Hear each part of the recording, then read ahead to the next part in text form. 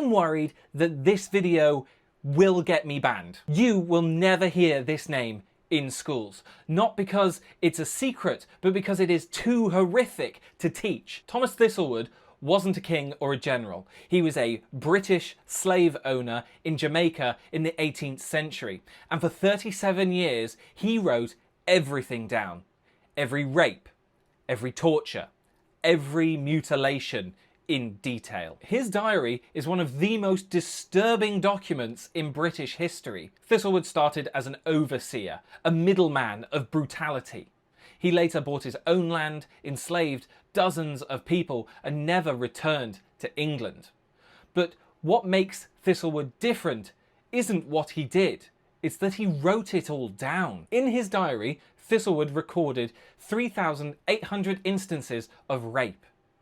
And it wasn't hidden, it wasn't ashamed, it was documented. On January 26, 1752, he wrote, "Gave Pibea a good cut whipped, then gave her a good dose of salts." Pibea was an enslaved concubine.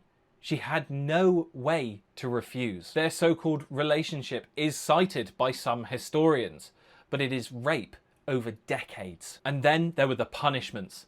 On May 26, 1756, he wrote, "Darby catched eating canes, had him well flogged and pickled, then made Hector shit in his mouth." He called it Darby's dose, and afterwards he had the man gagged for hours. This wasn't instances of rage, this was just policy. He had salt rubbed into people's wounds, he had ears nailed to post, and he burnt people with hot wax. And all of this was to maintain control over people harvesting sugar for British profits. Thistlewood was never punished.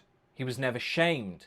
He was considered successful. He died in 1786, wealthy, respected, and positively spoken about by other plantation owners. He was a monster, and there is no doubt about it. But he also was not an exception. And this is where we need to be careful. A lot of people want Thistlewood to be an outlier, an outcast, but he simply wasn't. But historians like Vincent Brown and Trevor Bernard warn us. What Thistlewood did, the system allowed and encouraged and required. And the horror really isn't that he existed, it's that he thrived.